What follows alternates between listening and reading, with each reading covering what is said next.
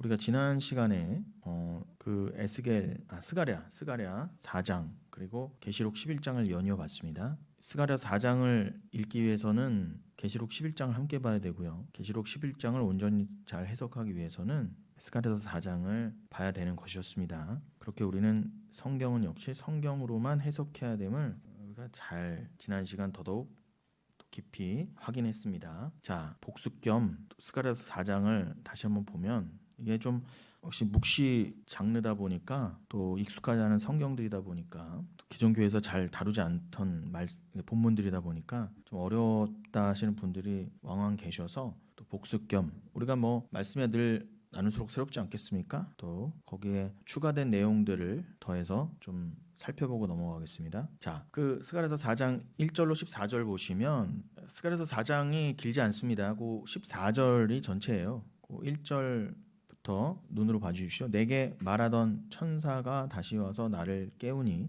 마치 자는 사람이 잠에서 깨어난 것 같더라. 자, 제가 스랍 내지는 이제 또 그룹을 계속 했었잖아요. 특히 그룹 천사를 이해하기 위해서 왜 우리가 그룹 천사를 중점적으로 봐야 했는지 에스겔서 1장 또 10장 또 계시록 4장 이런 말씀들 또 계시록 1장 이런 말씀들을 통해서 우리가 중점적으로 봤었는데 그래서 우리가 천사 숭배로 빠지지 않고 그 천사 즉 하나님의 사자가 갖는 의미가 무엇인지 이걸 지난 시간에 봤었잖아요. 그걸 기억하신다면 요 스가랴서 4장 1절이 다시 다가오실 겁니다. 내게 말하던 천사가 다시 와서 나를 깨우니 마치 자는 사람이 잠에서 깨어난 것 같더라. 지금 겉으로는 천사지만 이 파님 드러남이죠. 프로소폰 그릇이라고도 했습니다. 주일에 내내 강조했던 그 프로소폰 겉으로는 천사로 드러났지만 그 천사는 내용을 갖고 왔어요. 하나님의 말씀과 뜻. 그래서 우리는 그 말씀에 무릎 꿇는 것입니다. 단순히 천사기 때문에 위대한 존재다 그래서 천사를 숭배하는 것이 아니라 천사는 자기를 다 부인하고 천사조차도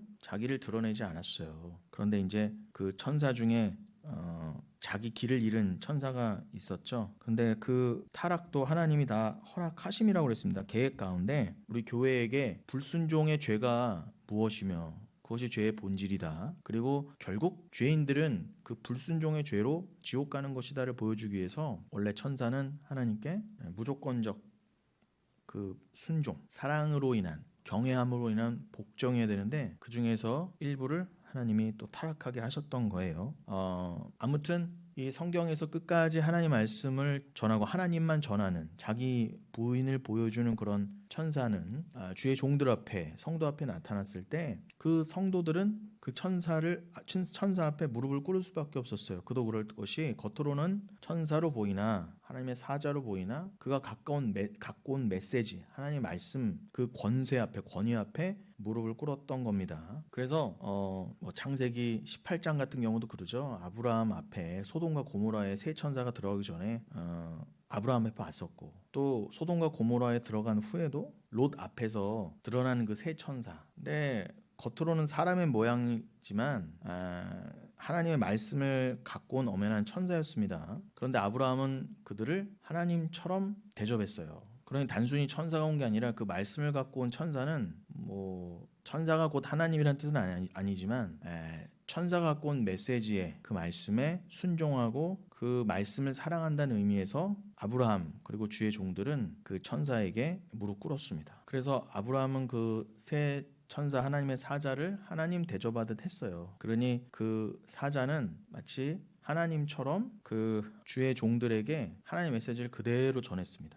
말 그대로 스피커 그냥 통로였어요. 하나님의 메시지를 그대로. 하나님은 눈에 보이지 않는 분이지만 눈에 보이는 천사가 나타나서 메시지를 그대로 흘려보냈단 말입니다. 그러니까 주의 종들은 절대 그 천사의 겉모습에 현혹되지 않았습니다. 그래서 그 메시지에 집중했다는 것이죠. 그래서 여러분 지금 스가랴서 4장을 읽고 있지만 스가랴도 겉으로는 하나님의 사자 천사의 모습을 봤지만 그를 주님이라고 불렀어요. 주라고요. 천사 자체가 My Lord, Kyrios, 나의 주님, 나의 그리스도란 뜻이 아니라 그가 갖고 온 메시지가 그리스도이기 때문에 그가 담아낸 메시지가 메시아, 나의 구원이기 때문에 스가랴도 그 천사 앞에 무릎 꿇었다 해요. 단순히 천사가 인간보다 우등한 존재고 인간은 그들보다 열등함으로 하위 개념으로서 우리가 섬겨야 된다, 복종해야 된다 이런 뜻이 아니라고 말씀드렸습니다. 제가 높아심에 그걸 강조드리는 거예요.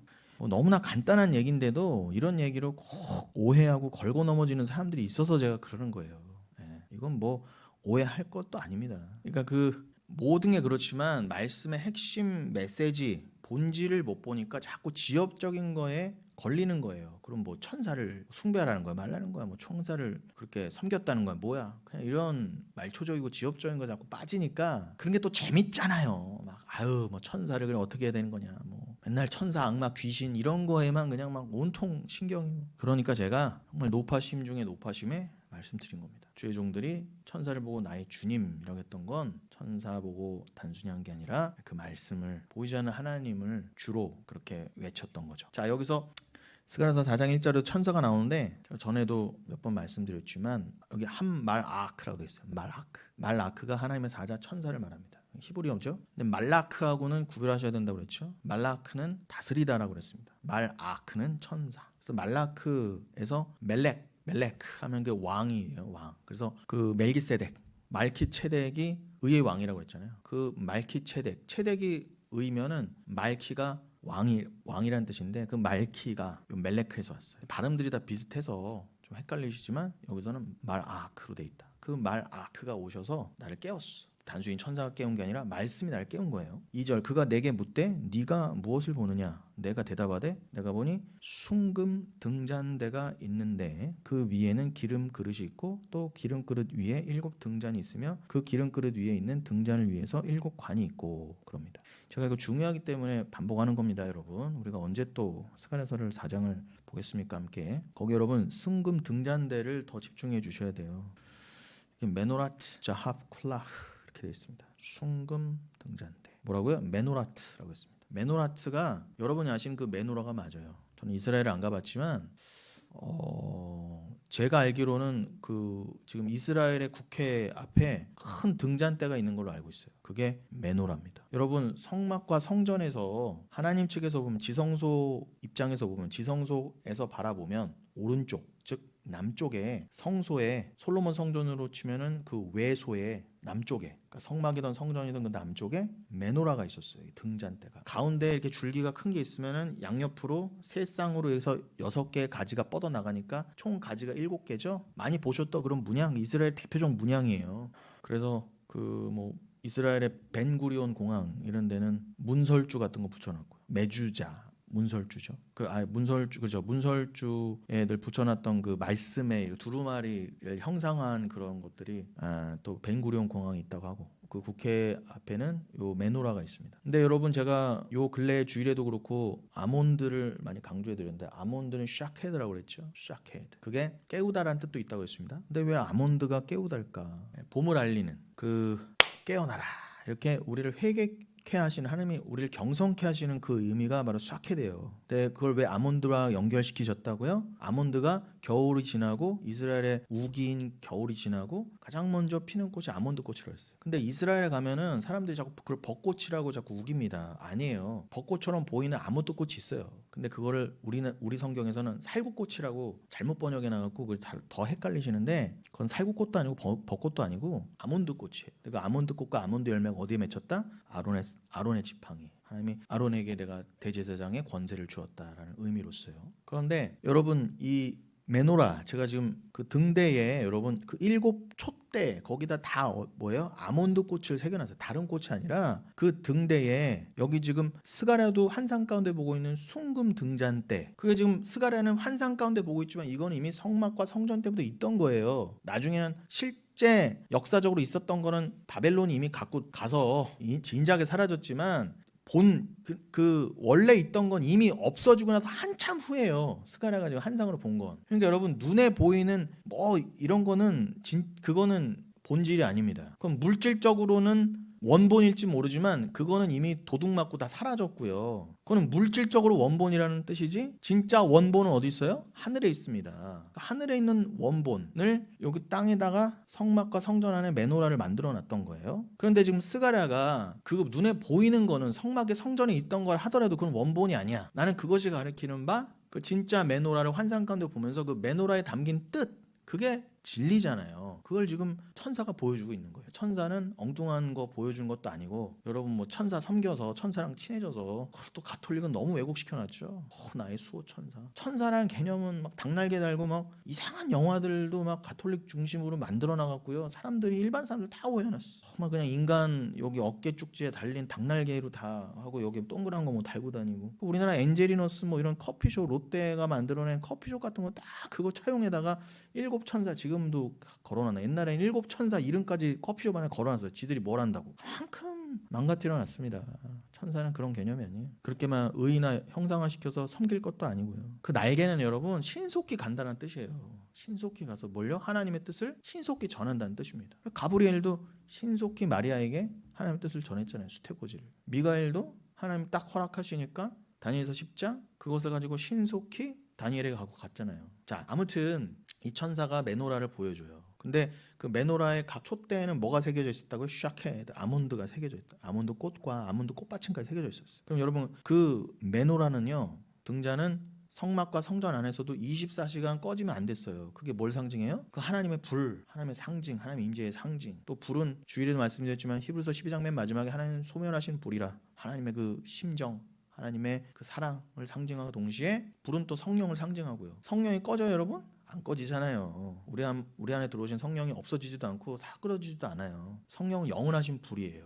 그래서 성막 안에서 성전 안에서 등대는 늘 켜져 있어야 돼. 이거 제사장이 꺼트려 먹으면 이건 죽는 거예요. 꺼트려 먹을 수도 없고, 제사장은 그거라고 있는 존재니까. 그래 어떻게 오늘날 주의 종들이 성령을 소멸하려고 합니까? 그렇게 소멸한다고 해서 소멸이 되는 것도 아니지만, 그래서 에베소서 5장에서도 성령을 소멸하지 말며 그랬지만 그게 우리가 소멸한다고 해서 소멸되는 거 아닙니다. 그렇게 읽으시면 안 돼요. 아무튼 성막 안에서는 메노라가 24시간 켜져 있었고, 그 향단의 그 향도 24시간 꺼트리면 안 됐었어요. 그러니까 기도, 하나님의 임재, 하나님의 사랑, 성령 이런 건 뭐 꺼질 수가 없는 거예요. 하늘의 것은요. 자, 거기에 아몬드가 새겨졌다는 건 뭐예요? 여러분, 이 꺼지지 않고 늘 우리를 경성케 한다는 겁니다. 성령은요. 우리를 늘 회개케 하는 거예요. 24시간 영원히. 우리로 하여금 말씀을 잊어버리지 않게 하시고, 우리로 하여금 늘 말씀을 집중하게 하시는 거죠. 그래서 아몬드예요. 그래서 아몬드 꽃에 새겨진 메노라가 24시간 켜져 있던 거예요. 그러니까 경성시키고 우리를 깨우는 거랑 연결이 되시죠? 그 불이 꺼지면 안 되는 것처럼 그 꺼지지 않는 불에 아몬드를 새겨 넣으신 거예요. 그래서 여러분 그 샤케드가요, 뭐 시편 127편 같은 데도 보면은 그러잖아요. 솔로몬의 시편에서 파수꾼의 경성함에 대해서 얘기하잖아요. 성을 지키는 자에. 잠들면 안 되잖아요. 그 하나님이 그 성을 지키시고 파수꾼을 경성케 안 하시면 인간적인 깨어있음이 무의미하다 그러신, 거기도 그게 샤케드예요. 그리고 신약에서 보면 예수님도 겟세마네 직전에 어떻게 해요? 깨어 기도하라. 너 이거 어찌 나와 함께 1시간도 깨어 기도하지 못하냐? 그때도 그 의미를 쓰셨어요. 그러니까 여러분 이거 아주 중요한 얘기입니다. 성경은 다 이렇게 연결이 돼요. 근데 이 메노라를 지금 스가랴가 보고 있습니다. 그래서 3절 그 등잔대 곁에 두 감람나무가 있는데, 우시나미 제팀 두 감람나무가 있는데, 하나는 그 기름그릇 오른쪽에 있고 하나는 그 왼쪽에 있나이다 하고, 그 메노라 양옆으로 두 감람나무가 있는 거예요. 자, 이 두 감람나무의 의미는 제가 뭐 대략적으로도 자세히도 몇 번 설명드렸고, 자, 둘이라는 결론적으로는 궁극적으로는 나와 하나님으로 합일된 나, 자기가 완전히 부인된 나와 하나 된 하나님. 그래서 결국 하나일 수밖에 없는 둘을 말하는 거예요. 듀오를 말하는 겁니다. 근데 이 두 감람나무는 스가랴서의 배경으로는 1차적으로 뭐였다고요? 스가랴서는 묵시서이면서 동시에 예언서니까 1차적인 의미로는 스룹바벨과 대제사장 여호수아를 통해서 두 감람나무, 기름 부음 받은 자, 우리 교회의 원형, 이거를 배우셔야 됐고, 결국 이 두 감람나무가 우리를 설명하는 거라는 거는 제가 계시록 11장을 통해서도 설명해 드렸고요. 제가 오늘 더욱 계시록 1장 같은 걸 통해서 이 두 감람나무가, 두 촛대가 어떻게 교회인지를 더 제가 오늘 확인을 시켜드리고 넘어가겠다는 거예요. 그러니까 두 감람나무는 그리스도와 떨어질 수 없는 신부, 교회, 그리스도와 신부, 영원히 연합될 그 둘을 말하기도 합니다. 그리고 1차적으로 이게 스가랴서에서는 수룹바벨이고 여호수아였던 것처럼 계시록 11장에서는 1차적으로 뭐였어요? 두 증인은 두 감람나무로 하셨고, 두 촛대로 한 거 두 증인은 말 그대로 이 말세지 말에 끝까지 이 땅에서 하나님이 명령하실 때까지 복음을 전하다가 고난받고 결국 하나님의 품에 안길 그 진짜 증인들을 말하는 거였어요. 그래서 계시록 11장에서는 1차적으로는 교회였지만 그 에클레시아, 그 교회는 결국 뭐였다고요? 주와 하나 된 나, 내가 삭제된 주와 함께 부활하게 된 나, 그러니까 구약이든 신약이든 이거는 그냥 단순히 1차적인 의미를 넘어 하나님과 나, 결국 그 하나님과 나를 연결시켜 주시기 위해서 그렇게 나에게 오신 예수 그리스도로 합일된다는 겁니다. 그러니까 예수 그리스도로 생각하셔도 돼요. 그 두 감람나무. 그도 그럴 게 스가랴서 4장에서 또 감람나무는 기름 부음 받았다 그러잖아요. 메시아가 진짜 기름 부음 받은 자니까요. 자, 그러면서 5절, 4절이죠. 4절 내게 말하는 천사에게 물어이르되 내 주여 이것들이 무엇이니까 하니 자꾸 캐묻죠. 스가랴도 몰랐어요. 그때 보면서도요. 근데 여러분들은 어떻게 천사도 안 만나고 이걸 다 아십니까?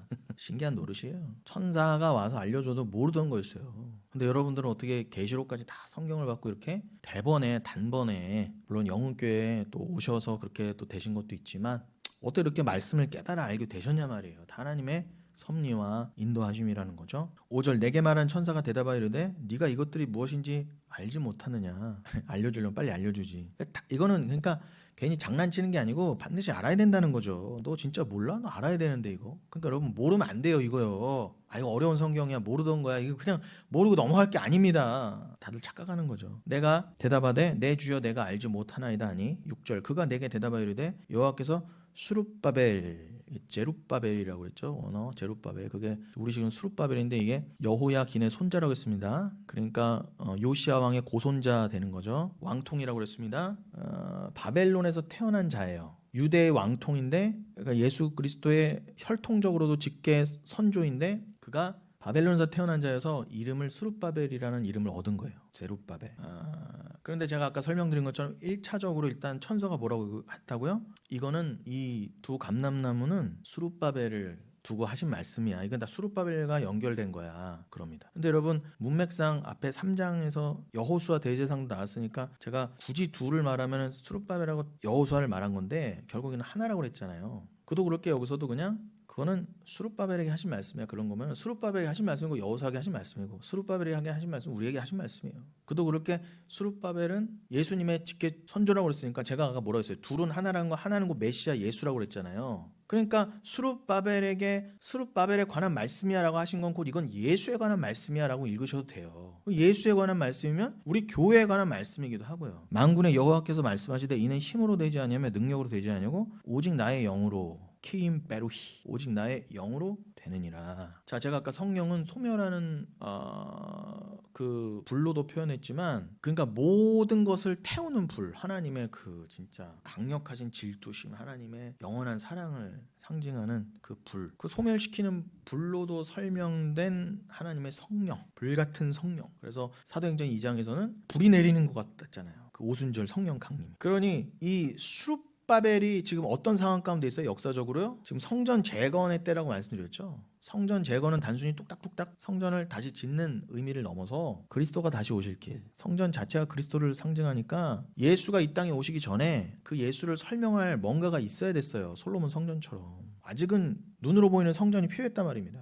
그걸 수룹바벨 보고 짓게 하신 건데 지금 와갖고 다 지지부진하니까 지금 말씀으로 지금 성전을 마저 져야지. 저도 마찬가지예요. 샤케드 정신 차려 하면서 영혼께서 하는 일은 그밖에 없어요. 제가 단순히 수룹바벨이라는 얘기 아니라 우리가 다 수룹바벨이지만 저는 더더욱 수룹바벨을 해야 되지 않겠습니까? 여러분 지금 예수가 곧 다시 오시는데 지금 어디에 정신 팔고 지금 도대체 뭔 딴소리들 그렇게 하고 계시느냐. 정신 차려라. 그리고 스가랴가 수룹바벨에게 1차적으로 말씀을 줘서 주의 종들이 더 주의 백성들을 경성케 해서 성전을 재건케 한 것처럼 오늘날도 똑같습니다.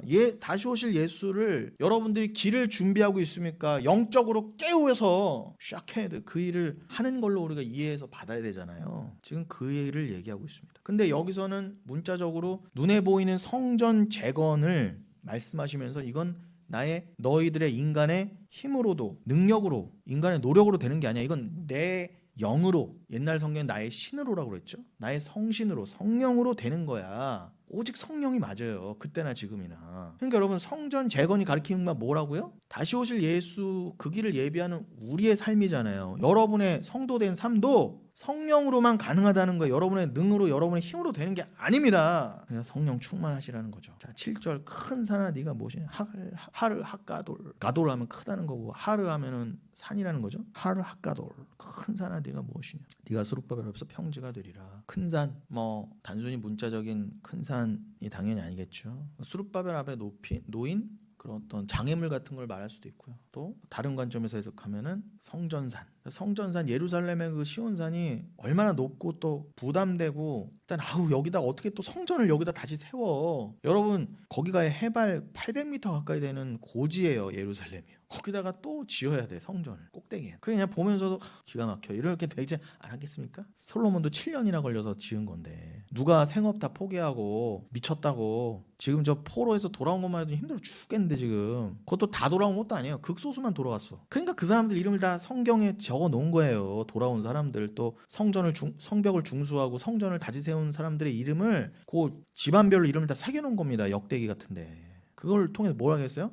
여러분 단순히 야 네가 헌신했구나, 네가 헌금 냈구나, 네가 성전을 짓는데 이렇게 했구나 해서 그걸 막 이용해 먹어서 여러분 교회 성전 집시다. 교회가 왜 성전이에요? 성전은 끝났어요. 여긴 예배당이라 그런 거예요. 근데 여기를 막 성전이라고 구라쳐갖고 그냥 새 성전 져야 된다고. 그것도 내 때 내가 담임 목사였을 때 성전 지어야 된다고 뭐 지어야 된다고 그렇게 성도들을 안 그래도 불경기 힘든 성도들을 그냥 구워 삶아갖고 그냥 빚내갖고 땡빚내갖고 그 해갖고 만들게 해갖고 자기 이름 걸어놓고 자기 자랑 삼고 그냥 성도들 다 갖다 바쳐 또 갖다 바쳐 복 받는 줄 알고 그냥 이런 말씀들을 다 갖다가 오용시키는 거예요. 근데 여러분 그렇게 그 성전은 예수 그리스도를 상징한다고 한다면 성전을 지었던 사람들이 역대기에 성경에 기록됐다고 하는 거는 그 예수 그리스도를 위해 살고 예수 그리스도의 고난에 동참한 자들은 하늘의 생명책이 진짜 있다 하지 않습니까? 거기에 이름이 기록됐다는 뜻이지. 담임 목사가 수첩에다가 당신 얼마 냈고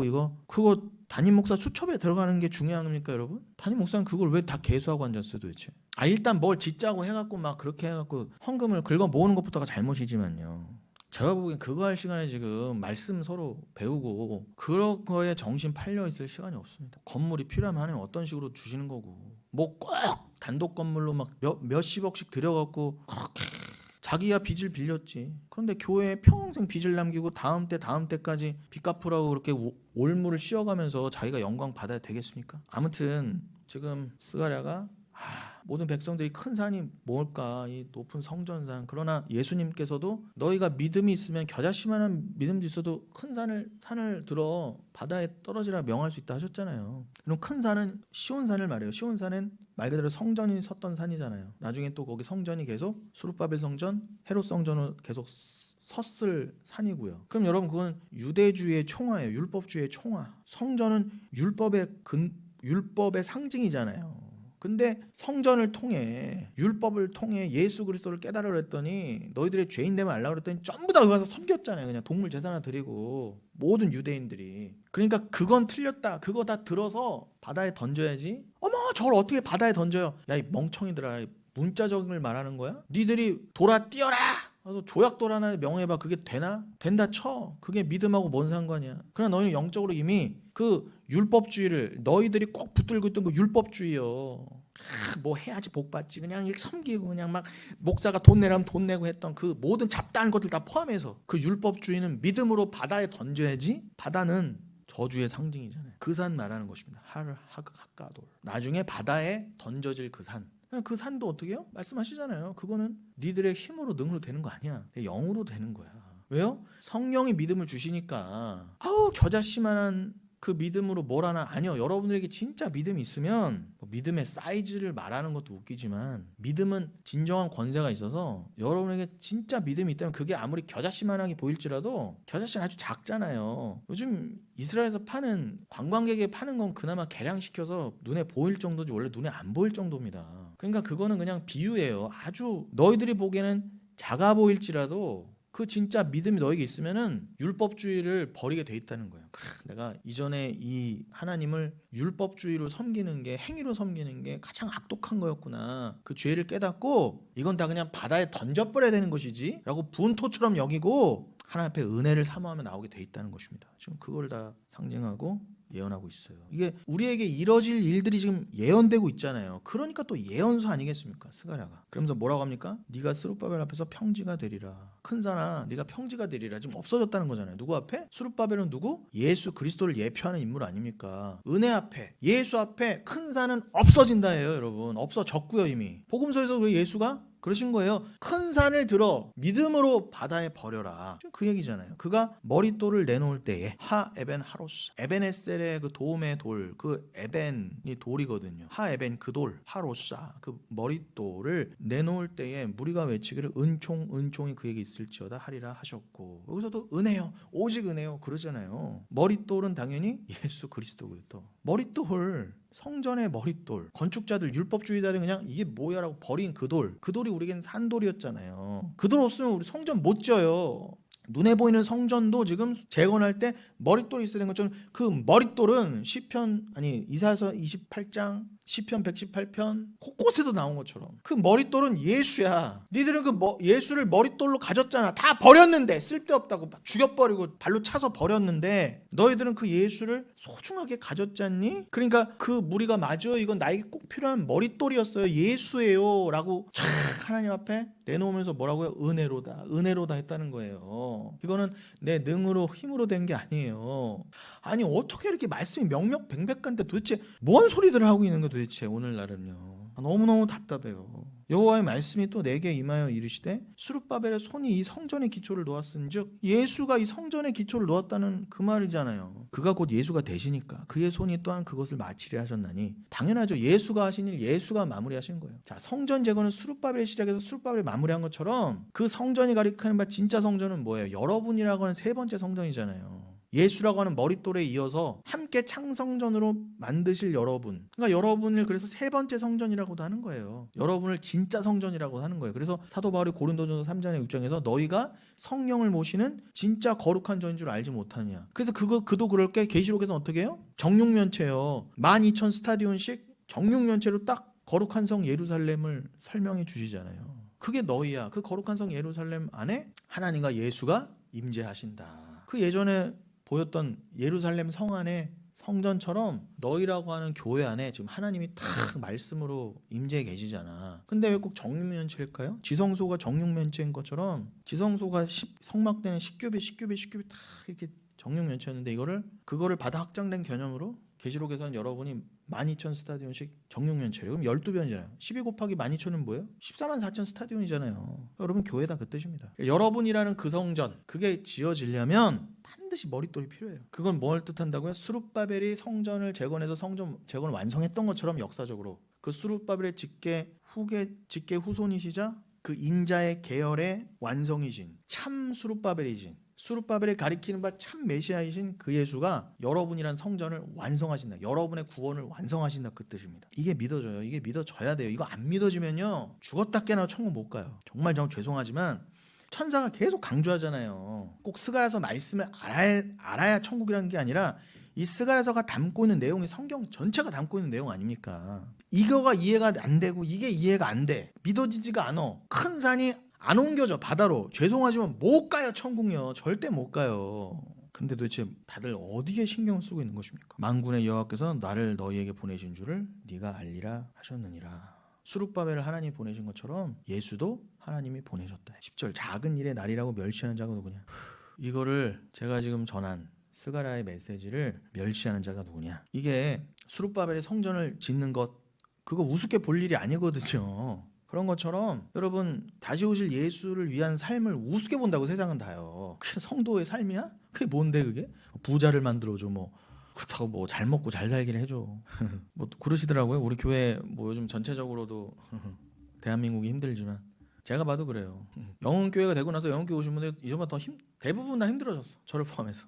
겉으로 드러난 삶은 더 윤택하고 그런 게 아니야. 더 겉으로는 쪼들리고 팍팍해지고. 그럼 대번에 뭐라고 하겠어요. 야 뭐들 예수 믿는다면서 그렇게 지질이 궁상이냐. 다들 그럴 거 아닙니까. 일단 세상이 봤을 때도 기존 교회들도 뭐라고 하지 않겠어요. 그렇지만 여러분 그렇지 않습니다. 성도는 뭘 보고 기뻐한다고요? 여기 써 있잖아요. 사람들이 수룹바벨의 손에 다림줄이 있음을 보고 기뻐하리라. 여러분 다림줄을 보고 기뻐하십시오. 그게 성도입니다. 누구의 손에? 수룹바벨의 손에 다림줄. 수룹바벨은 누구요? 예수 그리스도. 여러분 예수 그리스도의 손에 다림줄이 있어요. 그걸 보고 기뻐하십시오. 여러분 우리 성경에 다림줄이 몇 군데 나오죠? 그중에 이제 대표적인 데가 아모스서잖아요. 우리가 주일 때도 살펴보고 했지만, 근데 여러분 이게 우리나라 성경에서는 다 다림줄, 아모스서 7장도 다림줄이라고 그러고 스가랴서 4장도 다림줄이라고 했지만 이게 원어적으로 조금 달라요. 비슷하지만 좀 다릅니다. 그 아모스서에서 아모스 7장에 쓰인 다림줄은 아나크라고 됐어요. 그래서 아모스가 이 지금 스가랴가 본 것처럼 아모스는 스가랴보다 훨씬 전대 사람입니다. 근데 아무튼 아모스가 본 거나 스가랴가 본 거나 본질은 같아요. 근데 조금 미세하게 다른 게 뭐냐? 아모스서에서는 하나님께서 이렇게 다림줄을 손에 들고 계시는데 담벽이 잘 올라가고 있는 게 수직을 체크하는 절대적인 기준이잖아요. 그러니까 이게 다림줄을 딱 내려봤을 때 이게 수직 이거 이렇게 벗어나면 담을 무너뜨리고 다시 지어야 돼요. 그만큼 다림줄은 아주 중요한 거 아니겠습니까? 근데 하나님이 그 다림줄을 들고 계셨다는 뭐예요? 다 판별하신다는. 근데 그 벽은 무슨 벽을 상징해서 성전 벽을 일단 상징할 거 아닙니까? 그럼 여러분이 각자가 다 성전이라면서요. 주의 성전, 주의 전. 그럼 여러분이 정말 하나님의 전으로 잘 지어져 가고 있는지 그것을 판단하고 심판하실 분은 하나님밖에 없다는 거예요. 그도 그렇게 아까 그 눈에 보이는 성전은 솔로몬이 시작하고 솔로몬이 마무리하고 스룹바벨이 시작하고 스룹바벨이 마무리한 것처럼 솔로몬과 스룹바벨을 가리키면 예수가 여러분이라는 성전을 완성하실 거니까 두려워하지 마세요. 그러니까 하나님이 다림줄을 가지시고 여러분을 꼭 싹 올라가도록, 그리고 가짜는 다 무너뜨리신다예요. 하나님 다림줄을 가지고. 그런데 그 벽을 재기 위한 그 용도로 아모스 7장의 아나크 다림줄이었다면 오늘 지금 읽으신 스가랴서 4장의 그 다림줄은 에벤부딜이라고 되어 있어요. 에벤부딜. 이게 주석으로 된 돌입니다. 뭐 아나크하고 비슷한데 아나크는 이제 납주석에서 파생되어 온 말이거든요. 그러니까 다림줄을 이렇게 툭 내려뜨릴 때 그 끝에다 달았던 게 납이나 주석 종류였던 거예요. 거기서 아나크란 말이 왔는데 오늘 스가랴에서 쓰인 이 다림줄은 에벤부딜. 이거는 엄밀히 말하면 주석으로 된 돌이에요. 뭐 그게 그거일 수도 있죠. 엄밀히는 좀 다르다. 근데 이 에벤부딜이 누구의 손에? 이것 또한 스룹바벨의 오른손에 있는 거를 성도는 기뻐한다예요. 성도는. 그러니까 여러분 성도는요 다른 걸 가지고 기뻐하면 안 돼요. 지금 성전 재건이 곧 완성 이제 될 믿음으로 이미 완성됨을 보고 있잖아요. 성도는요. 당시에 백성들이 스가랴 주의 종을 통해서 이 말씀을 주셨을 때 성전은 완성되겠구나. 결국 이거를 정말 믿음 있는 자들은 깨달았을 거 아닙니까? 미리 기뻐하고 감사했을 거 아니에요. 그런 것처럼 여러분들도 아직 천국에 이르지 않았고 여러분이 아직 이 땅을 살고 있지만 여러분들은 뭘 보고 기뻐하신다고요? 하나님이 나라고 하는 인생의 구원을 시작하셨으니까 반드시 마무리하시지. 그의 오른손에 에벤부딜이 있지. 다림줄이 있지. 그가 나를 똑바로 세우실 거지. 그걸 보고 기뻐하셔야 돼요. 도대체 뭘 갖고 기뻐하십니까? 다들 도대체 좀 자기가 원하는 기도 제목 되면 좀 기뻐하고 아니면 실망하고. 물론 인간이기 때문에 저도 그렇습니다. 저도 그냥 눈에 보이는 거에 왔다 갔다 안 할 수가 없어요. 왜 교회는 이렇게 말씀이 전파되고 있는데 갈수록 말씀이 잘못됐나. 근데 아니요. 근데 그럴수록 우리는 뭐에 기뻐해야 돼요? 하나님 오른손에 에벤부딜. 그 에벤은 돌이라고 그랬죠? 그 주석 달린 돌. 주석으로 된 돌, 그게 하나님의 오른손에 있구나로 하시면 돼요. 저도 참 이런 말씀 들으면 너무 위로가 커요. 그래, 결국 인생이 무엇을 보고 기뻐할 것인가. 그러면서 뭐라고 합니까? 이 일곱은 온 세상에 두루다니는 여호와의 눈이라 하니라 그럽니다. 자, 여러분 거기 보시면 시간이 벌써 이렇게 온 세상에 두루다니는 여호와의 눈이라. 그럼 제가 또 스가랴서 4장을 다시 한번 본 이유가 그 여호와의 눈, 요 일곱, 요거를 또 더 구체적으로 설명해드리기 위해서 또 한번 읽은 것입니다. 자, 그런데 여러분 거기 여호와의 눈이라고 온 세상에 두루다니는 여호와의 눈이라.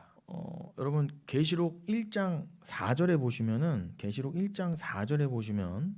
뭐라고 되어 있느냐? 보좌 앞에 7 영이라고 되어 있습니다. 보좌 앞에 7 영. 그 보좌를 그 스가랴서에서는 당연히 스가랴지만 요한계시록에서는 사도 요한이 훨씬 시기적으로는 후대지만 동일한 걸 보면서 뭐라고 했다고요? 7 영을 뭐라고 묘사했느냐? 요한은 아시아에 있는 7 교회에게 편지하노니 이제도 계시고 전에도 계셨고 장차 오실 이 예수 그리스도죠. 그와 그의 보좌 앞에 있는 7 영, 하나님의 보좌 앞에 7 영을 묘사했습니다. 헵타 푸뉴마톤이라고 되어 있어요. 자, 분명히 보좌 앞에 7 영이 있습니다. 여러분 이제 지금 성경을 서로 이렇게 성경으로 성경을 찾아서 이게 정확히 어떤 뜻일까를 지금 다른 성경을 통해 지금 찾아가 보고 있는 거예요. 자, 동일한 거를 사도 요한은 뭐라고 묘사했다고요? 보좌 앞에 7 영이 있다. 그런데 그 계시록의 4장 5절에 보면은 또 이렇게 돼 있어요. 계시록 4장 5절. 보좌로부터 번개와 음성과 우레소리가 나고 보좌 앞에 켠 등불 7이 있으니 이는 하나님의 7 영이라 이렇게 돼 있어요. 보좌 앞에 수정과 같은 유리바다가 있고 보좌 가운데와 보좌 주위에 네 생물이 있는데 앞뒤에 눈들이 가득하더라. 이건 우리가 유리바다를 하면서 처음에 나눴던 거죠. 그러니까 말씀이 이렇게 또 딱 맞아 들어간 거예요. 보좌 앞에 수정과 같은 유리바다가 있었는데, 여러분은 출애굽기 24장의 표현을 하면은 하나님의 발 아래에 있는 청옥 같은 바다 같은 거라고도 했습니다. 근데 그 앞은 보좌 앞에 있어요. 그런데 그 보좌 앞에, 보좌 주위에 네 생물이 있어요. 이 네 생물을 또 우리가 배우려고 그룹 천사에서 에스겔까지 동원해서 했던 거예요. 복잡하죠. 그런데 하나님의 보좌 앞에 유리바다 그 주위에 있는 네 생물, 그 네 생물에는 뭐가 가득해요? 눈들이 가득하더라. 눈들이 가득한 거예요. 눈들이 앞뒤에. 그것도. 근데 요 앞뒤에 눈들이 가득하더라, 요 묘사는 에스겔에선 좀 약했어요. 뭐 그냥 날개가 넷이고 뭐 얼굴이 네 면이 다 다르다, 요 정도로 했는데, 이걸 동일한 존재를 계시록을 보니까 이게 또 눈들이 가득한 거야, 막 그 네 생물에. 근데 여러분, 이 눈이 뭘 말하겠어요? 이미 이 눈은요, 하나님의 그 눈을 설명하는 거예요. 하나님이 지금 아까 물론 문자적으로는 하나님이 영이셔서 이런 우리 같은 눈이 있으시다는 게 아니라, 그렇지만 우리가 성경적으로 하나님의 눈 하면은 하나님이 온 세상을 감찰하시고 우리들의 심령 중심까지 보시는 거, 하나님을 우리가 이해하기 위해서 그래 하나님의 눈이라고 표현을 해본 거잖아요. 그게 지금 우리가 읽은 스가랴서 4장에서 그죠? 여호와의 눈이라 그랬는데, 여호와의 눈을 이 일곱이라고 했잖아요. 일곱이 뭐예요? 아까 말한 메노라의 7개요. 7 등잔대, 촛대. 요 일곱은 또 스가랴에서 온 세상을 보시는 하나님의 눈이라 그랬는데, 그거를 받아서 계시록에서는 뭐라고요? 보좌에, 여기도 보좌 앞에 등불이 있다고 그래요. 계시록 4장 5절에 보좌 앞에 등불이 있는데, 거기 보좌 앞에 또 등불 7이 있다고 그래요. 동일한 거예요. 지금 동일한 얘기하는 거예요. 스가랴나. 그것도 심지어 스가랴 4장, 계시록 4장. 보좌 앞에 켠 등불 7, 헵타 람파데 스피로스, 이게 있는데, 이는 하나님의 7 영, 헵타 푸뉴마타 투 데우, 이렇게 돼 있어요. 하나님의 7 영이다. 근데 하나님께서, 자 여러분 생각해 보세요. 이게 참, 이 등불이 하나님의 영이면서, 영을 상징하면서 이건 하나님의 눈을 상징한대요. 그래서 그도 그럴 게, 하나님이 온 우주를 포함해서 그걸 초월해서 모든 인생들을 감찰하시고 모든 것을 주관하시기 위해서 어떻게 해요? 천사들을 보내지 않습니까? 종들에게 천사를 보내고, 좀 스가랴한테도 천사를 보내신 것처럼 그 네 생물이 상징하는 바 천사들을 보낼 때 그 천사들이 하나님의 그 성품과 성질을 그대로 받아 진짜 말 그대로 눈이 가득한 거예요. 이건 하나님의 눈이라는 거예요. 단순히 천사의 눈이라는 게 아니라. 이해가 되시겠죠? 네. 그러면서 이제 스가랴서, 여러분 잘 따라오셔야 돼요. 스가랴서 4장 11절로 다시 돌아갑니다. 우리가 스가랴서 4장 전체를 다시 읽기로 했으니까. 11절, 내가 그에게 물어 이르되 등잔대 좌우에 두 감람나무는 무슨 뜻이니까 하고, 다시 그에게 물어 이르되 금기름을 흘리는 두 금관 옆에 있는 이 감람나무 두 가지는 무슨 뜻이니까 하니, 그가 내게 대답하여 이르되 네가 이것이 무엇인지 알지 못하느냐? 뭐 그럴 게 스가랴도 알 턱이 없었죠. 이 당시에. 우리야 예수도 알고 계시록도 다 받았으니까 아는 거지만, 내가 대답하되 내 주여 알지 못하나이다 하니, 14절, 이르되 그제서야 천사가 알려줍니다. 이것도 정확히 알려준 것도 아니에요. 기름 부음 받은 자 둘이니 온 세상이 주 앞에 서 있는 자니라, 요 정도 하고 마무리한 거예요. 근데 스가랴는 이 계시 받고도 아멘하고 그냥 이 성경을 기록하길 여기까지 마쳤어요. 다니엘의 8장이나 다니엘 12장처럼 봉함하라, 메시지를 봉함하라. 이 메시지가 확실히 열리고 다 완성되는 거는 종말의 때다, 그런 것처럼 스가랴도 여기서 그냥 요 정도 선에서 멈춘 거예요. 근데 여러분은요, 자꾸 강조드리지만 지금 저를 통해서지만 여러분들이 지금 계속 계시록과 예수 그리스도라는 확실한 계시를 통해, 그 확실한 계시의 빛을 통해 스가랴를 거꾸로 보니까 스가랴가 이해가 되시죠? 스가랴서가 그때 스가랴 입장에서는 역사적인 미래에 오실 그리스도와 그 사도 요한이 본 그 환상을 통한 기록으로도 완성될 그 계시의 시초였던 거예요. 스가랴는 동일한 거 보고도 요 정도 수준에서 그냥 성경 기록했다면, 예수 그리스도 이후의 사도 요한은 동일한 걸 보고도 계시록을 적어 놓은 거고, 우리는요, 여러분 뭐 환상 같은 거 안 보고도 이 말씀들이 다 이해가 되고, 믿어져. 이게 너무 귀하지 않아요? 근데 도대체 뭐가 부족하고 뭐가 불만이냐는 거 도대체. 그러니까 여러분, 하나님의 손에 들린 다림줄만 보고도 우린 기뻐해야 되는데, 그걸 보고도 기뻐하지 않는다, 이건 성도가 아닙니다. 성도가 아니에요. 나한테는 왜 이것도 없고 저것도 없고. 죽어야지 뭐. 다 죽어야 돼요 그냥. 성도도 아닌데. 성도가 아닌 건요 필요가 없어요. 하나님께. 죄송한 말씀이지만 아무짝에 쓸모없어요. 그가 이건희 씨, 이재용 씨라도 소용이 없어요. 아무 짝에도 쓸모가 없습니다. 말씀을 모르면. 그런 교회는 자꾸 부자인 사람들, 뭐 좀 대단한 사람들, 권력가들에게 금 달아주고 은 달아주고 뭐 훈장 달아주고, 그분들 교회 오시면 그냥 막 카페트 깔고 막 사진 찍기 정신없고, 담임 목사가 그냥 거기에 그냥 헬렐레 해갖고 그냥 신문에 내고 방송에 내고 뭐 유튜브에 내고 SNS에 자랑질하고, 이거는 정말 우스운 꼴이에요. 정말 우스운 꼴이에요. 뭐 개척교회 목사 네가 뭔데 그러냐 그럴지 모르겠지만, 그럼 이 배포와 또 자신감은 뭐냐 말이에요. 지금 여러분 다 이해하시잖아요. 하나님의 말씀이 나에게 있어. 그리고 진짜 하나님의 그 오른손에 지금 갖고 계신 다림줄을 이거 막 하고 지금 요거 지금 탁 완성하시고 놓으시고 이제 다 정리하시면 끝인데, 그럼 우리는 하나님의 오른손만 보지 않겠어요? 좀 다른 거 안 중요해요. 하나님이 저 오른손을 언제 착 하셔서 이제 뭐 다림줄로 뭐 재고 이런 걸 다 끝내시고 완성하시는 것만 온 신경이 가야 되잖아요. 성도라면 뭐에 신경을 써요 도대체? 뭐에 뭐 그렇게 얼마나 자기의 집중을 하셔서 자기 자존심과 자기 만족에 집중을 해서 도대체 하나님의 다림줄을 못 보냐 말이에요. 저는 이게 가장 답답한 거예요. 이게 가장 답답한 거예요. 이 안타까움도 곧입니다. 제발 이 주의 종의 외침과 전함을, 하나님 입장에서는 또 개척교회 목사처럼 그렇게 조롱받을 만하고 별로 그렇게 유명하지 않은 자를 통해서 또 전하시는 게 맞아. 제가 저를 스스로 뭐 하고 자고 하려는 게 아니라 이게 복음의 신비예요. 여러분, 정말 말도 안 되는, 제가 봤을 때는 정말 부분적인 얘기밖에 안 되는데 막 사람들이 그렇게 좋아요를 달아주고 뭐 조회수가 엄청나게 올라가는데, 제가 보면 저 내용 가지고 저렇게 사람들이 듣고 막 감동할 문제인가? 그런데 진리는 전혀 집중을 안 해요. 사람들 진리에 대해서는 뭐 관심도 없고, 그러니까 맞아, 그래, 하나님이 이렇게 하시는 게 맞아. 그러니까 저는 이게 참 답답하면서도 안타까우면서도 또 한편으로는 그래, 이게 맞지, 그냥 그러고 허허허 하고 그냥 가는 거죠, 계속. 자, 이제 말씀을 좀 마무리하겠습니다. 여러분, 우리가 지난 시간에 오늘까지도 지금 스가랴서 4장을 봤는데, 그 계시록 11장도 마저 우리가 한 번 더 보고 맞춰야 되겠죠? 자, 계시록 11장 열어주세요. 계시록 11장, 요한계시록 11장 3절로 13절 보겠습니다. 내가 나의 두 증인, 디오 마르티스라고 됐습니다. 두 증인. 자, 스가랴서 4장의 두 증인, 두 감람나무를 계시록이 지금 받고 있다고 말씀드렸죠. 11장이 완성시키고 있어요. 그래서 거기 디오 마르티스가 나오는 거예요. 두 증인에게 권세를 주리니 그들이 굵은 베옷을 입고 1260일 예언하리라. 이 예언에 관한 거는 지난주 걸 좀 또 들으시고, 그들은 이 땅에 주 앞에 서 있는 감람나무와 두 촛대니. 자, 이제 이해가 되시죠?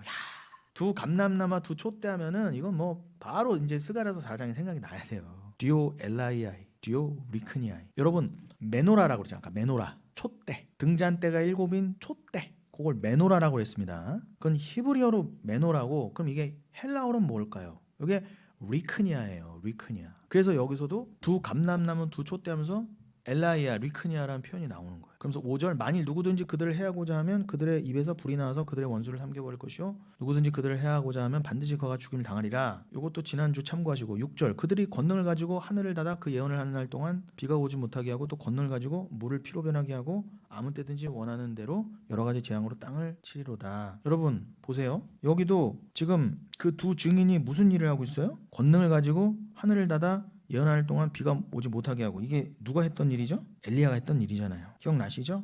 엘리야가 아합 왕 때 이렇게 했잖아요. 그리고 거기서 또 물을 피로 변하게 하는 건 했던 건 누굽니까? 모세가 했던 거잖아요. 그러니까 엘리야가 했던 일, 모세가 했던 일을 하는 게 누다? 두 증인이에요. 다른 일 안 해요. 엘리야와 모세로 대표된 선지자들이 했던 걸 그대로 한 거예요. 그 두 증인이 누구다? 여러분이다. 교회다. 그럼 그리스도와 하나 된 두 증인은 그리스도와 하나 된 우리를 말하고요. 그럼 둘이 하나면 예수잖아요. 그러니까 엘리야와 모세는 또 예수의 일을 했던 게 맞아요. 예수를 예표하면서. 그러니까 엘리야가 하고 모세가 하고 독자적인 게 아니라 그건 하나님이 하신 일이라는 거예요. 그러면서 그러니 여러분, 변화산이 생각나셔야죠. 마태복음 17장의 변화산에 예수가 딱 베드로 앞에 나중에 천국에서 영원히 임하실 모습으로 딱 드러나니까, 어머, 베드로가 보는데 어떻게 해요? 엘리야와 모세가 예수 그리스도의 그 옆에서 수종들더라 보잖아요. 마치 그 계시록에 하나님 보호자 주변에 천군 천사가 있고 백성들이 모여 있고 막 찬양하고 그 네 생물이 모여 있는 것처럼, 그럼 모세와 엘리야도 딱 있는 거예요. 그리스도 옆에.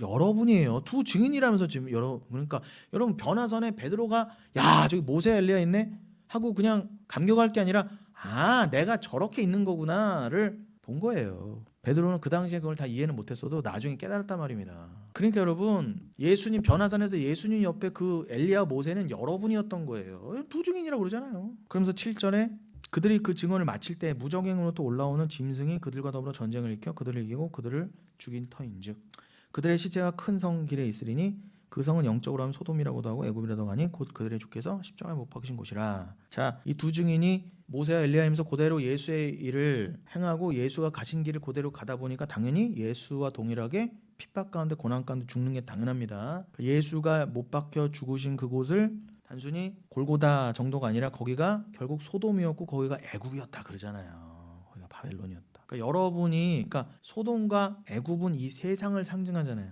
그러니까 여러분들도요, 이 대한민국에서 예수 그리스도 때문에 핍박과 고난 가운데 내가 털려가면서 부인돼가면서 내가 점점 죽어간다. 고난의 길로 가신다. 그러니까 여기 대한민국이 소돔과 고모라라는 뜻입니다. 애굽이라는 뜻이고요. 그런데 여러분 거기서 이거 좀 시간이 참 저기 하네. 많이 걸릴 것 같은데 어떡하지? 몇 시지? 그러면 지금 얘기가 나왔으니까요. 요 7절까지만 하고 마치겠습니다. 7절에 왜냐면 거기 무적행으로부터 올라오는 짐승이 그들과 더불어 전쟁을 일으켜 그들을 이기고 그들을 죽일 터인즉. 지금 우리가 8절까지 읽었죠. 여러분 이건 하나님이 허락하신 권세라 그랬어요. 여러분 성도는 이 땅에서 사단에게 마저 죽는 모습으로 죽는 게 맞아.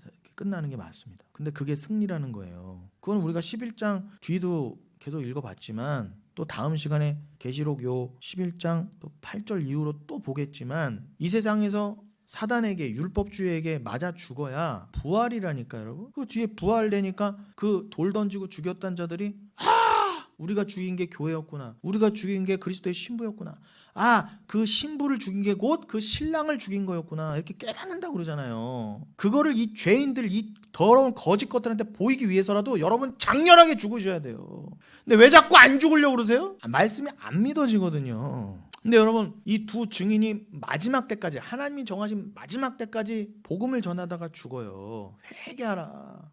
깨어나라, 경성하라. 샤케드의 메시지를 끝까지 전하다 결국 예수와 똑같이 십자가에 못 박혀 죽습니다. 고난받고. 근데 그때 어떤 일이 일어난다고요? 무적행으로부터 올라오는 짐승이 있대요. 사단이 있대요. 그러니까 여러분 이 세상은 하나님께서 악을 통해서 짓밟기도 하시지만 이게 여러분 이걸 잘 이해하셔야 돼요. 이게 이중적인 뜻이 있는데 여기는 짓밟힘과 동시에 우리가 예언하도록 우리 영혼교회가 여러분이 예언하도록 또 허락하신 상황이에요. 이중적인 상황인데 그런데 우리가 할 일을 다 마치고 우리가 다 하늘로 복귀할 때쯤이면 여기는 진짜 완전히 하나님이 딱 닫으시고 무적행을 여셔서 이 짐승들로 하여금 두 증인으로 상징된 진리들을 다 죽이신다는 이 땅에서 딱 끝내실 때에 이제 예언이 끝날 때가 됐다. 여러분 끝이 있습니다. 이 메시지가 끝이 올 날이 있어요. 계속 영혼교회가 있고 메시지가 전파된다고 생각하시면 안 돼요. 끝이 있어요. 그때 동시에 뭐라고요? 무적행이 열리고 짐승이 올라와서 두 증인을 다 죽인다는 거예요. 교회를 다 죽여버린다. 그건 하나님이 시키신 일이다. 이 상황을 이해하기 위해서 계시록 20장 1절로 8절을 읽고 마치겠다는 겁니다. 요한계시록 20장 1절로 8절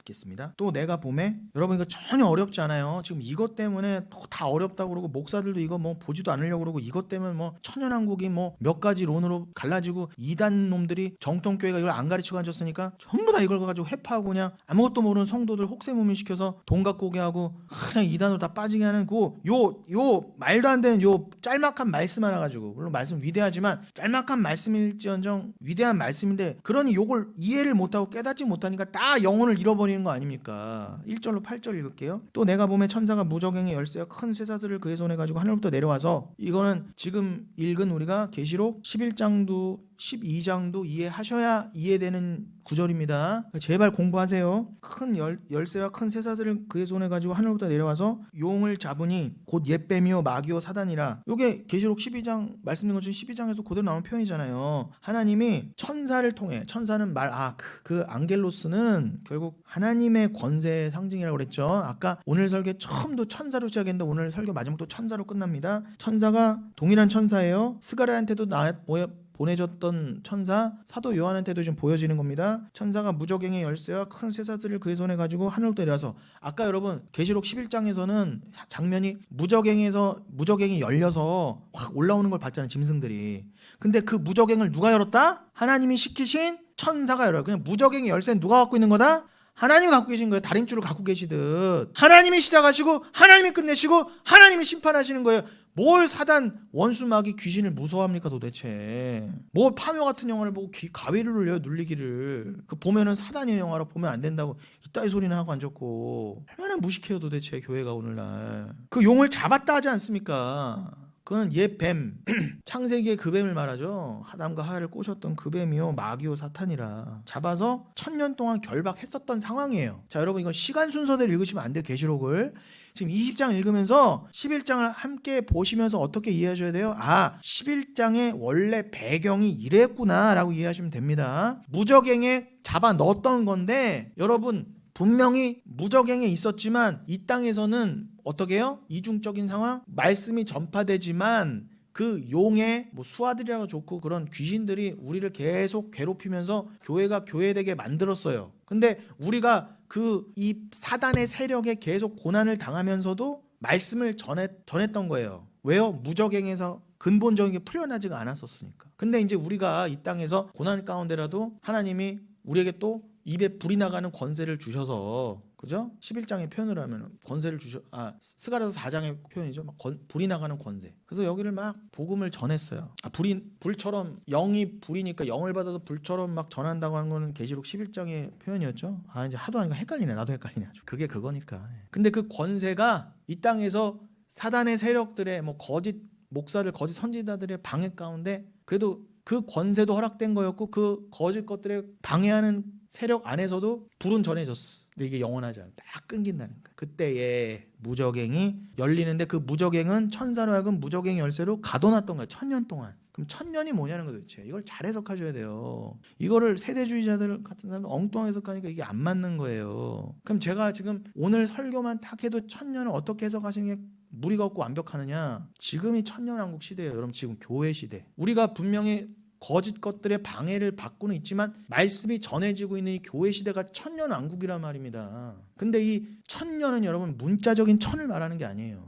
하나님의 완벽하신 통치하심, 하나님의 기간을 상징하는 게 천년이에요. 너무 답답해서 그게도 다 속아넘어가. 저도 속아왔고요. 불과 10년 전까지만 해도 흥분해. 근데 여러분 요 천년왕국은 지금의 요 시대입니다. 요 시대. 우리가 이렇게 이 교회 시대, 여러분이 지금 말씀을 전하고 계신 요 천년왕국. 요게 교회 시대가 딱 끝나면 어떻게 해요? 무저갱을 여신다. 자, 3절 이하로 가볼까요? 무저갱에 던져 넣어 잠그고 그 위에 임봉하여 1000년이 차도록 다시는 만국을 미혹하지 못하게 했는데 그 후에는 뭐라고 해요? 반드시 잠깐 노일이라. 요게 아까 우리가 계시록 11장에 7절에 읽었던 그 상황인 거예요.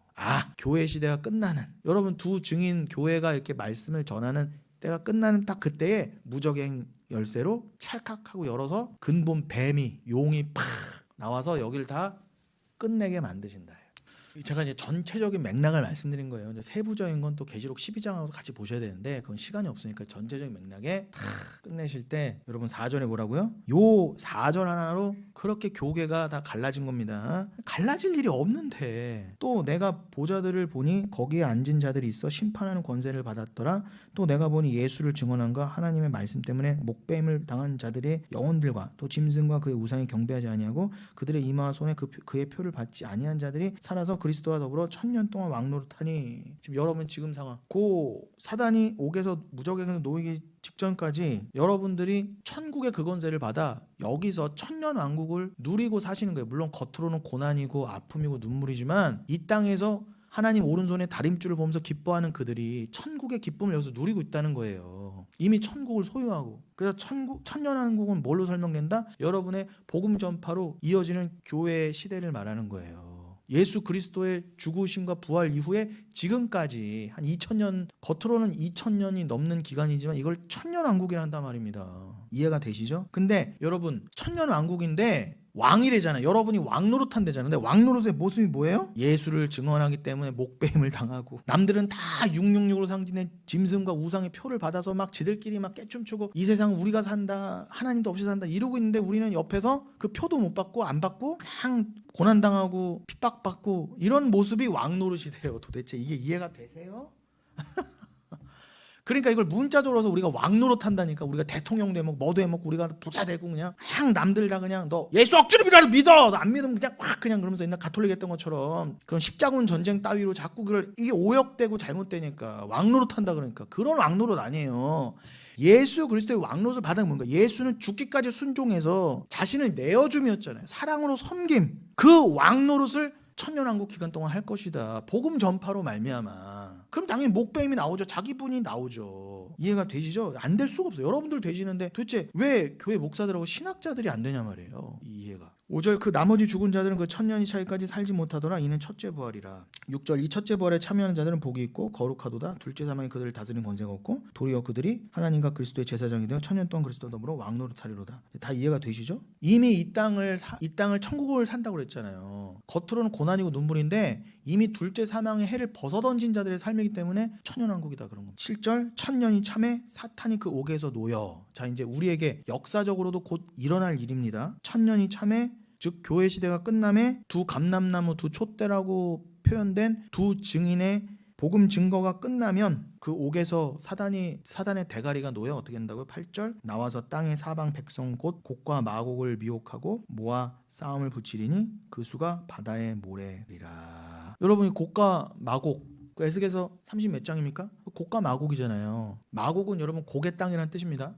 곡은 누구냐는 곡. 원래 마곡도 사람 이름이었어요. 근데 마곡 민족, 마곡 땅을 다스리는 게 그 왕이 곡이에요. 근데 그 마곡은 원래 메섹과 두발의 땅이라고도 했어요. 근데 메섹, 두발, 마곡 이런 인간들이 다 뭐예요? 그 노아의 셋째 아들인 야벳의 후손입니다. 아무튼 이방을 상징해요. 근데 그 마곡의 왕이 곡입니다. 근데 곡과 마곡 이거는 여러분 영적으로는 지금 여기 계시록에도 나오지만 사단의 권세, 사단의 나라를 상징해요. 그럼 곡과 마곡을 미혹한다는 게 뭐예요? 사단이요. 말 그대로 이 세상이에요. 곡과 마곡이 어떤 특정 지역을 넘어서서 에스겔이 그랬던 것처럼 곡과 마곡이 상징하는 바가 뭐예요? 하나님을 대적하는 그 세상 나라의 상징이거든요. 근데 그도 그럴 게 지금 계시록에서 도장을 찍어주잖아요. 그 곡과 마곡은 사단에 의해서 미혹받은 땅이다 그러잖아요. 이 세상을 말합니다. 다 충동질에도 어떻게 해요? 싸움을 붙인다는 거예요. 그 수가 바다의 모래 같으리라. 여러분 바다의 모래와 같은 많은 숫자가 여러분에게 도전해 오고 있습니다. 그리고 그들에 의해서 우리는 완전히 죽을 거예요. 그 이후의 내용들은 시간상도 그렇고 제가 말씀드린 맥락이에요. 그들이 다 성도들의 진과 사랑하시는 성을 두르고 이게 다 상징적인 표현이지만 아무튼 하늘에서 불이 내려와 그들을 태워버리고 다 죽여버린다잖아요. 성도들을요. 여러분 장렬히 죽으십시오. 언제든 장렬히 죽을 각오를 하고 있습니다. 그게 꼭 육신적인 죽음을 넘어서 결과는 육신적인 죽음까지 가겠지만 아무튼 여러분 우린 다 같이 죽어야 돼요. 두 증인이라면. 그러니까 두려워하지 마세요. 곡과 마곡으로 상징된 그 사단에 미혹된 곡과 마곡의 세력이 우리에게 덮쳐올 거예요. 여러분 그러나 제가 그 영화 뭡니까? 그 영화 뭐죠? 제가 가끔 예로 들려드렸던 그 베수비오 그 화산이 폭발한 그 영화 있잖아요. 2014년 영화. 거기서 그럽니다. 베수비오 화산이 팍 폭발해서 그 문명이 다 이탈리아 거기 문명이 다 갇혔잖아요. 그걸 뭐라 갑자기 이름이 생각이 안 나네. 그 영화에서 그래요. 마지막에 남자 주인공이 여자가 자꾸만 몰려오는 화산재, 나를 덮치는 그 화산재를 막 보고 자꾸 두려워해요. 거기가 절벽까지 도망갔어. 근데 베수비오 화산이 기원 후 몇 년에 폭발했죠? 그때 팍 폭발해서 그냥 그 이탈리아 남부를 다 덮였어요. 그때 도망가다 그걸 어떻게 도망가요? 근데 그 남자가 도망갈 수 있었는데 신랑이 그 신부를 찾아서 그 죽음의 땅으로 들어와요. 예수 그리스도를 상징하죠. 그래서 그 신부를 붙잡고 절벽에 섭니다. 신부가 덜덜덜덜 신랑을 보다가 자꾸 화산재가 용암이 몰려오니까 이렇게 곁는 줄로 봅니다. 신랑이 탁 신부를 고정시켜요. 눈을. 어디 봐? 나만 봐. 괜찮아. 우리 사랑하자. 우리 이 사랑하는 순간 우리가 서로만 보다가 죽음을 맞이하자. 그래서 그렇게 두 남녀가 죽습니다. 역사적으로 그 두 남녀는 화산재에 묻혀 죽었지만 우리는 그 신랑 되신 예수와 함께 죽고 세상 곡과 마곡의 전쟁에서 묻혀서 죽고 부활하는 거예요. 주만 바라보십시오. 주의 사랑에만 집중하십시오. 그것만이 참혹한 세상과의 비진리와의 전쟁에서 살아남는 유일한 길이 될 것입니다.